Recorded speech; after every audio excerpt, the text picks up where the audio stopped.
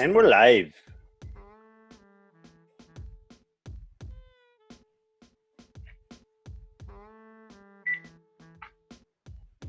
What are you doing, Brian?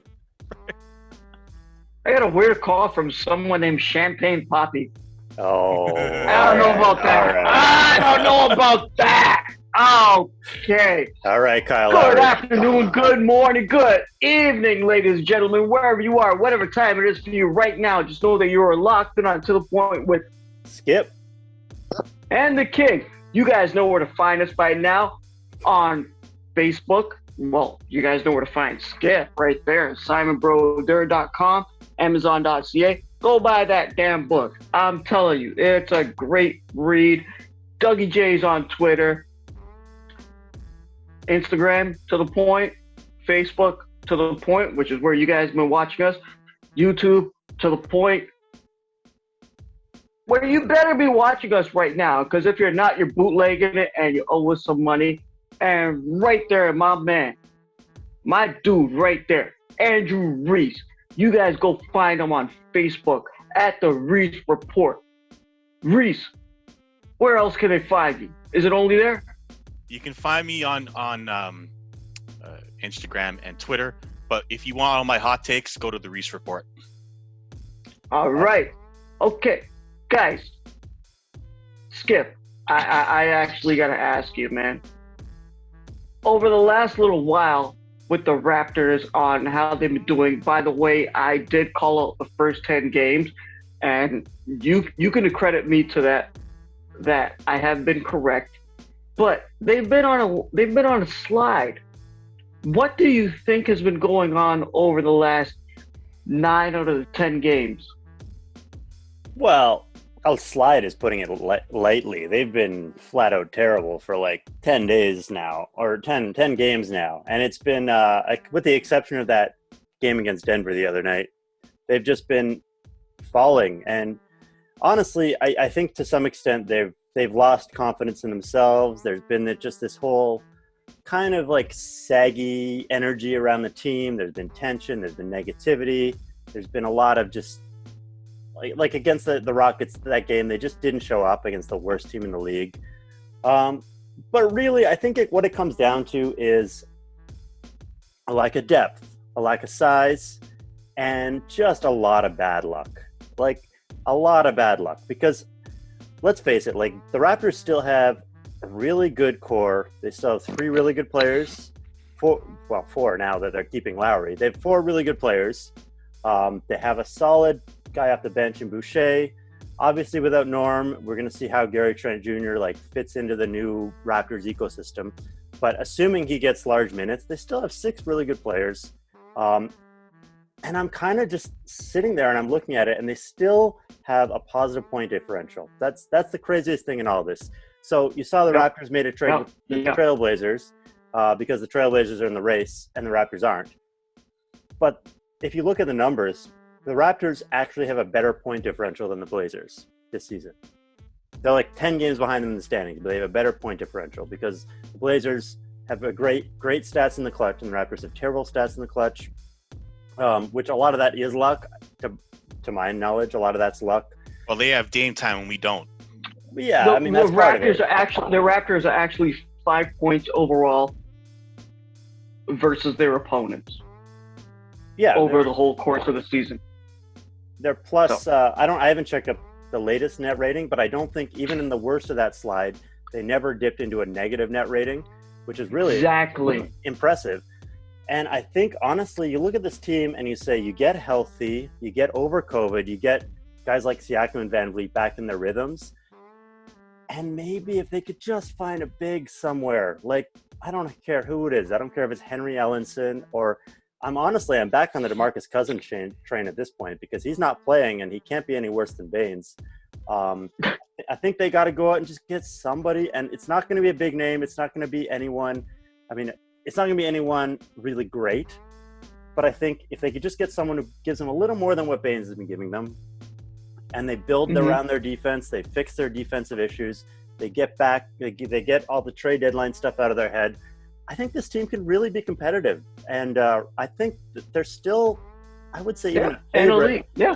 I would say they're even a favorite to make the play-in tournament. Not a favorite to win the 8 seed, to make the playoffs, but to make the tournament, I think they can make the tournament. So yeah, I think they just need to get their stuff together, and they'll be good. Drew, I gotta ask you, what do you think, man? What do you think about the Raptors going forward? I think the Raptors are exactly where they deserve to be. They've been very streaky, more streaky bad than streaky good. I think they had one really good stretch where they beat the Bucks twice and they beat the 76ers. Yes.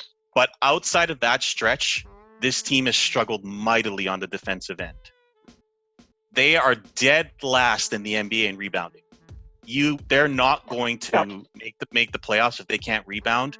And that's part of the reason why their defense is in the bottom half of the league, because second chance opportunities lead to 3-point shooting or dunks, and they're getting killed on the boards because Aaron Baines is probably the worst signing in Raptors history.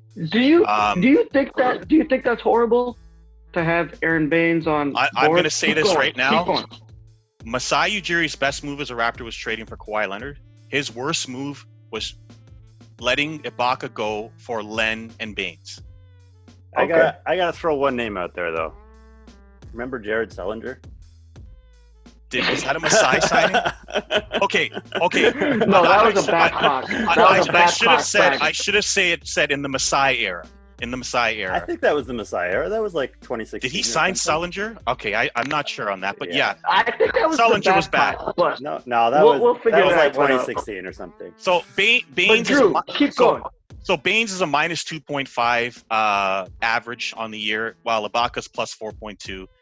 They miss Ibaka. There's no question about that. I wasn't even the biggest Ibaka fan, but they miss him mightily on both ends of the floor. Like I said, their 3-point defense is terrible. They leave guys open all the time.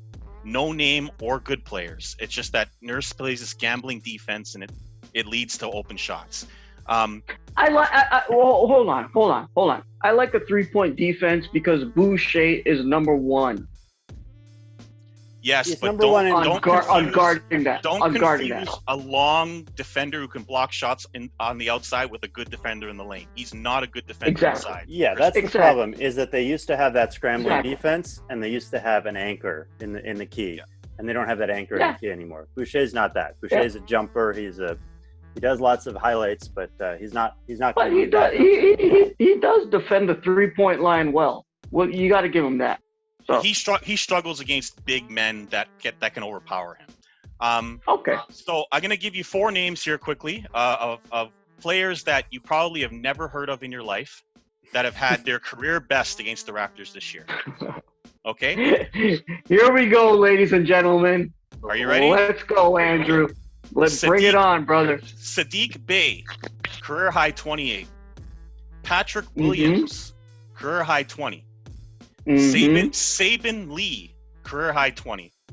Seme Ojale, career high 24. If you can name the teams, good luck. I know who they are, but good luck remembering who they play for.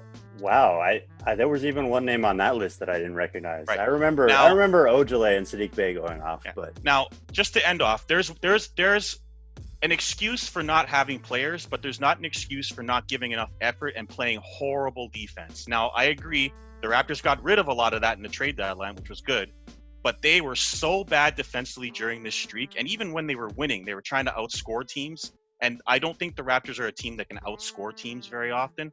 The Denver game aside, which was their best effort of the whole year by a mile, they're going to have to stop trying to outscore teams, start playing better defense, and hopefully these trades and moves lead to that. But the defense has been terrible, and I think that's why Detroit scored 128 points on this team. Detroit, and they beat them twice. They lost to Minnesota. Houston scored 117 against them. Charlotte just blew them out yesterday by 30 in Houston. So this is defense. This is about defense. They got to give up more effort on defense. May I say something, gentlemen? Go for it. May I? Skip, we've been talking about this for the last 2 freaking years. Okay? It's all about the free throws. throw that graphic up. Please do that right now. Oh Lord. Okay, it's all about the free throws. The Raptors, the translation on. I cannot harp on this enough that these NBA referees have a bias against the Raptors because they're American. By the way, shout out to all the females last night on the first ever NBA female broadcast. I thought it was amazing. And they're all Canadian. But these American referees, I can't take it. I don't understand. We need like some Asian guys in there. We need Watanabe's dad or Jeremy Lin's father or somebody. Maybe we need John Wick to take him out. Yeah. Oh, by the way, the movie was good. But the Raptors, the number is what I'm going to tell you, is as the Raptors are shooting 83% from the free throw line, right? Right now, they can average at least 4 points a game more. Because they are at the minus. You guys saw that. You guys because saw of how many more free graphic. throws other teams are getting than them. I understand. Yeah. Yeah, and it annoys me because this has been going on for years. Like, Skip, I'm not a Raptors fan. Drew, I'm not a Raptors fan. But this is something that I've been looking at, and it's really annoying me. Like, it's keeping me up at night sometimes. Like, I can't even take it. Yeah. Seriously. The Raptors need their due. They're never going to get the benefit of the whistle. That's just something you're going to have to accept as a Raptors fan. Never. Kawhi Leonard aside, they're not going to get the calls. But you know what? They won the chip without that. They won that chip. They earned it. They killed it. They destroyed it. You had Kyle Lowry, you had Norman Powell, you had Fred VanVleet, you had Pascal Siakam, you had Kawhi Leonard, you had OG Anunoby. We had all of it. Did I say we again? Yeah. Anyway. Okay, but let me cut you off though, because I think there's something going on here, and I think, okay, so the Raptors, there's no doubt that they're losing the free throw battle almost every night. The other teams are getting more free throws than them, but that goes back to exactly what Andrew was just saying about the gambling defense and the bad defense. And what they do is they get themselves out of position and they end up running around trying to defend guys, and they end up hacking people, and they end up getting in lots of trouble. I mean, the 41-14, that was just ridiculous. That should never happen. Right. But on a given night, I think it's probably fair that the Raptors are going to lose the free throw battle, because I think until they start playing a different scheme or fix their defense in various. I mean, they've forget always about the defense. They're going on offense and they're going to the rim and they're not getting the calls. I agree with you, Brian, in that respect, but they deserve the calls they get. Like the Raptors foul. They foul people. Yeah, they do. Like, they do. They're not good on defense, and they foul people because they're not good on defense. Well, I don't even think it's that they're not good on defense. It's more about how they play defense. Because even when they were good on defense, they still hacked teams. That was how they were good on defense. Yeah. That's one thing I noticed when I watched the Seahawks. I became a Seahawks fan during their run to the Super Bowl. And I was like, by the way, Russell Wilson was beginning. Yeah, I mean, Russell Wilson's a whole other story. But like, I remember watching them, and they fouled a lot. They always got penalties because they were playing in those margins, right? They're playing in that area where it's like, we're gonna hold you until the ref calls it. And that's to some extent, that's what you have to do in football and basketball. Yep, like, that's how I play defense. I'm gonna hook you, and if the ref calls it, then maybe I won't do it next time. So I mean, I'll bust you up until the ref calls something. That's something that they've always done, and now that their defense is slipping a bit, I think that's coming out into the forefront a lot more, because it's like, we're not stopping teams anymore. We're just hacking teams. And that's, I think, what's kind of happened, and that's why I think a lot of people are calling on Nurse to kind of rethink how he plays defense with the roster without Gasol to kind of anchor everything. So I think there's a lot of issues that are going on. I don't think anything's going to be resolved immediately. Yeah. I just wanted to add one more thing. Well, go ahead. Just quickly, the Raptors are also the reason why their record is what they is as well, is they're the worst last-minute team I think I've seen in years. Every single last minute of the game, fouls or not, they have terrible one-on-one possessions, terrible isolation calls for Pascal Siakam and others. And then the other team comes down and they either have a superstar that gets the call or makes a shot, Or a double back screen. or a perfect play by Trae Young to Tony Snell, who's wide open for the game-winning three. So Okay, that's guys. an example. I love talking to both you dudes. Most importantly, what we got to say is what you guys got to say. So you guys let us know. Feel free to comment. Give us whatever crap you got to give us. We don't mind it. Bring it on. Let's go. On behalf of myself, Skipper, and the one and only Mr. Andrew Reece, who didn't drop his phone.